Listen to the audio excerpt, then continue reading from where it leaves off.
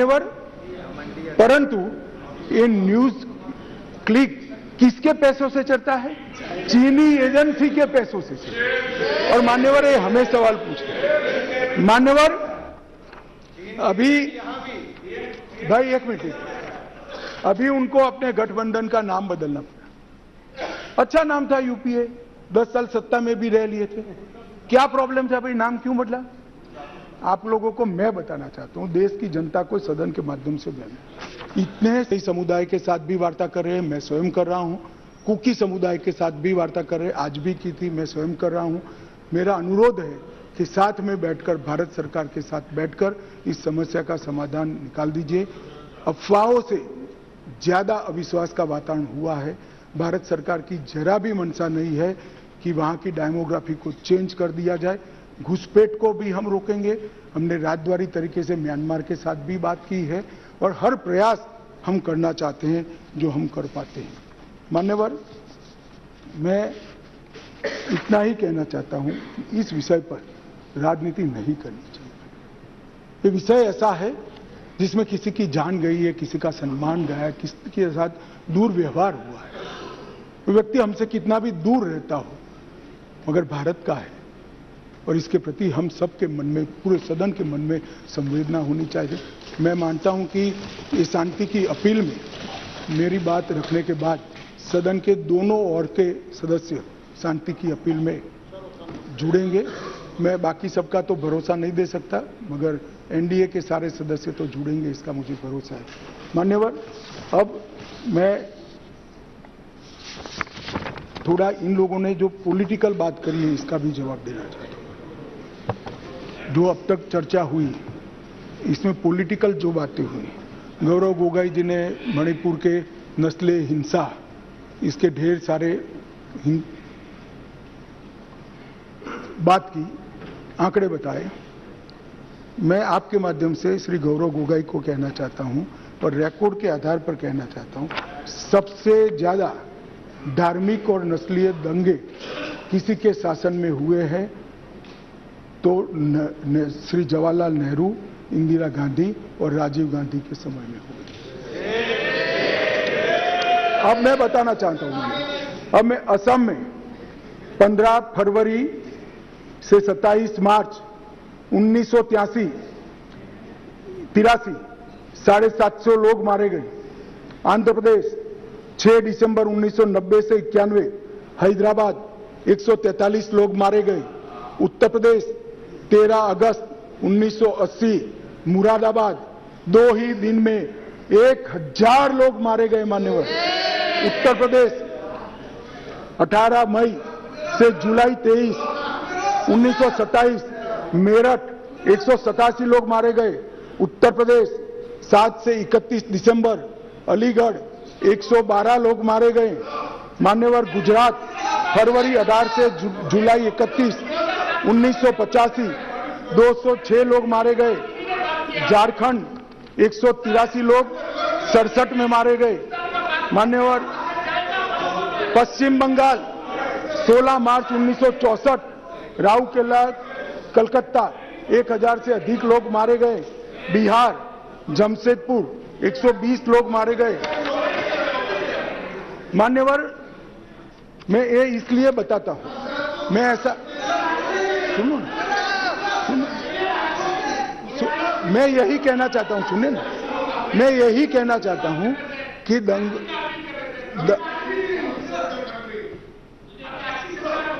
तो शांति की अपील में सहयोग धमकी से मानोगे? ऐसा करोगे कि मैं पढ़ूंगा तो शांति में सहयोग नहीं दोगे, ऐसा कहना चाहते हैं? शांति की अपील और इसका क्या लेन देन? मैं तो राजनीतिक जवाब दे रहा हूं आपका। मान्यवर, मैं इतना ही कहना चाहता हूं कि दंगे हर बार हुए, मगर दंगों को हमने कभी पार्टी के साथ नहीं जोड़ा। हमने कभी दंगों का जवाब देते हुए किसी गृह मंत्री को नहीं रोका है। हमने कभी सदन को बैन में नहीं लिया है। हमने कभी 15-15 दिन तक सदन की कार्यवाही को समाप्त नहीं किया है।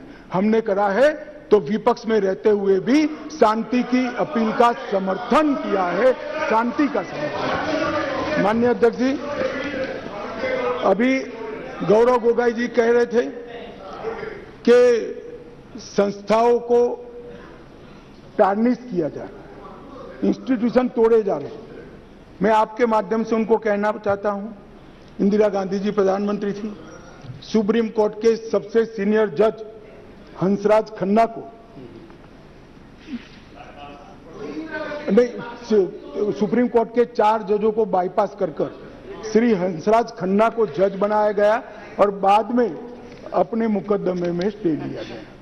माननीय अध्यक्ष जी, सीएजी को सरकारी कामकाज से सीएजी को सरकारी कामकाज से दूर रखने का काम इंदिरा गांधी जी ने, जेएनयू पर ताला लगाने का काम इंदिरा गांधी ने किया था, यूपीएससी जैसी स्वायत्त लोकतांत्रिक संस्था को इसके अधिकारों को छीनने का काम इंदिरा गांधी जी ने कहा। भैया, आपको इतिहास मालूम नहीं है?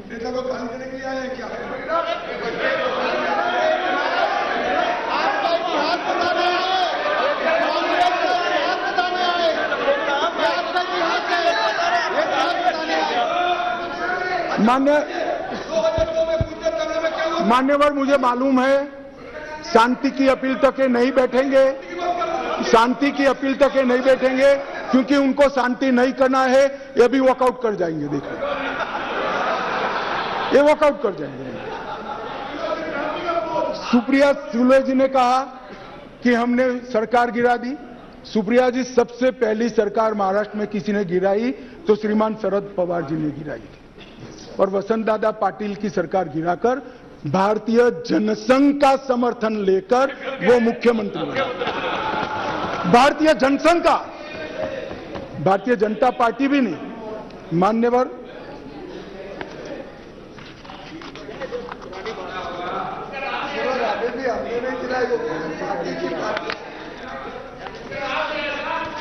मान्यवर,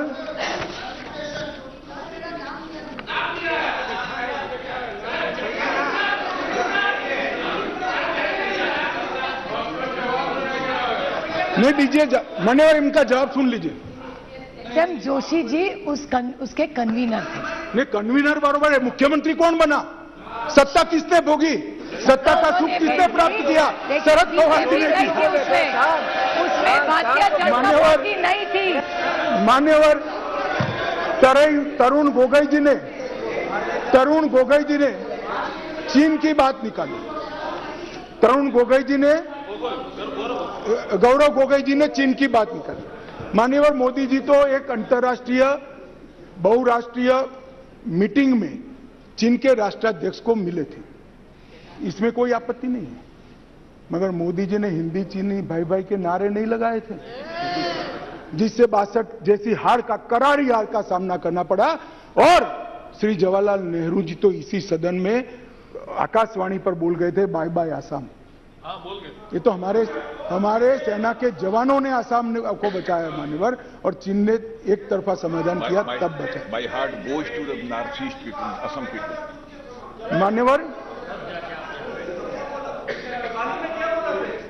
मान्यवर, 2008 में बीजिंग के ग्रेट हॉल ऑफ पीपुल में चीनी राष्ट्रपति उपराष्ट्रपति शी जिनपिंग की साथ में समझौता हस्ताक्षर किसने किया था? कौन था वहां? कौन था? और ये हमें सवाल पूछ रहे हैं।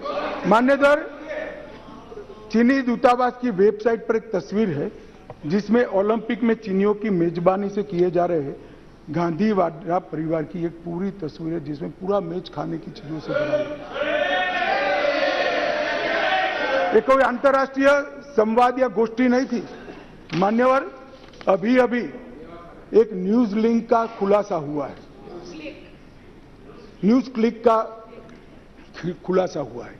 अब न्यूज क्लिक ये सारे लोगों को बहुत पसंद है, क्योंकि हमें गाली बोलते हैं, मोदी जी को सवाल पूछते हैं तो बड़े खुश हो जाते हैं, कुछ इनपुट्स भी देते हैं, कुछ वहां से ली हुई चीजों को फॉरवर्ड भी करते हैं। सबके सब है, पूरा यूपीए का गठबंधन है मान्यवर। परंतु ये न्यूज क्लिक किसके पैसों से चलता है? चीनी एजेंसी के पैसों से चलता। और मान्यवर, ये हमें सवाल पूछते हैं। मान्यवर, अभी भाई एक मिनट, अभी उनको अपने गठबंधन का नाम बदलना पड़ा। अच्छा नाम था यूपीए, 10 साल सत्ता में भी रह लिए थे। क्या प्रॉब्लम था भाई, नाम क्यों बदला? आप लोगों को मैं बताना चाहता हूं, देश की जनता को सदन के माध्यम से बताना, इतने सारे घोटाले टोटल लगाया तो 12 लाख करोड़ के बाद मैंने टोटल छोड़ दिया। 12 लाख करोड़ के घपले घोटाले भ्रष्टाचार यूपीए के नाम पर चढ़े हैं, कैसे जाए बाजार में? अब जो कंपनी दिवालिया हो जाती है या साख खराब हो जाती है इसकी, तो वो नाम बदल दे, बोर्ड बदल दे। इन्होंने भी नाम बदल दिया। मान्यवर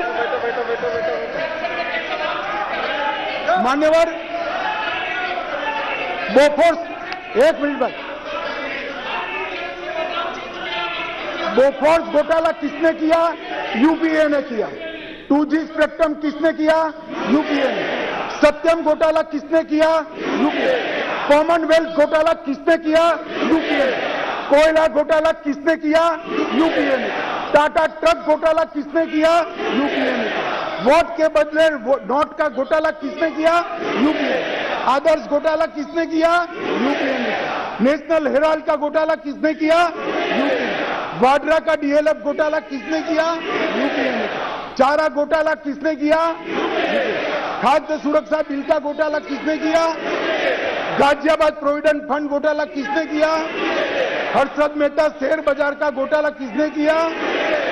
हसन अली का हवाला घोटाला किसने किया? आईपीएल का घोटाला किसने किया? LIC हाउसिंग का घोटाला किसने किया? मधु कोड़ा घोटाला किसने किया? फायर फ्रंट सबमरीन घोटाला किसने किया?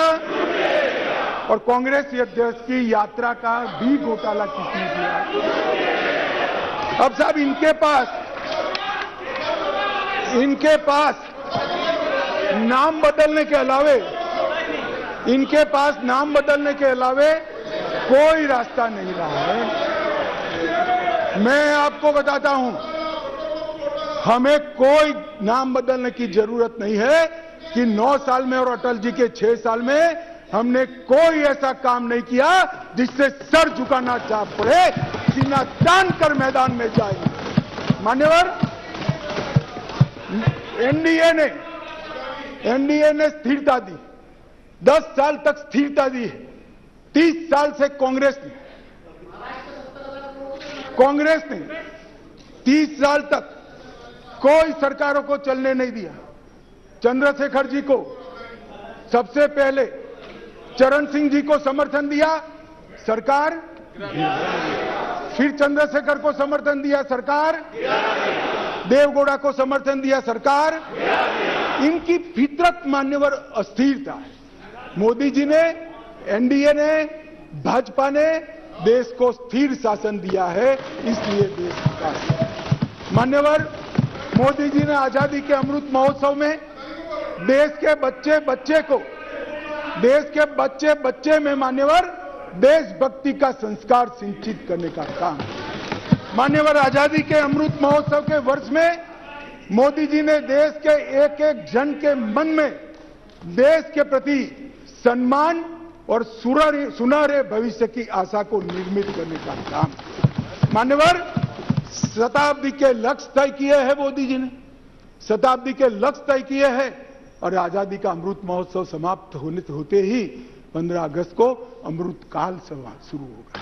25 वर्ष के अंदर हर क्षेत्र में भारत को विश्व में नंबर 1 बनाने का लक्ष्य मिलते हैं। और मैं इनको कहना चाहता हूं, आपको अविश्वास है, जनता को विश्वास। इसलिए आजादी के अमृत महोत्सव के वर्ष में भी अगर आप जनता के बीच में जनता के मुद्दों को लेकर नहीं जाएंगे, ऐसे गलत मुद्दे लेकर जाएंगे, तो वहीं बैठना पड़ेगा, आपको कितना भी बुरा लगे।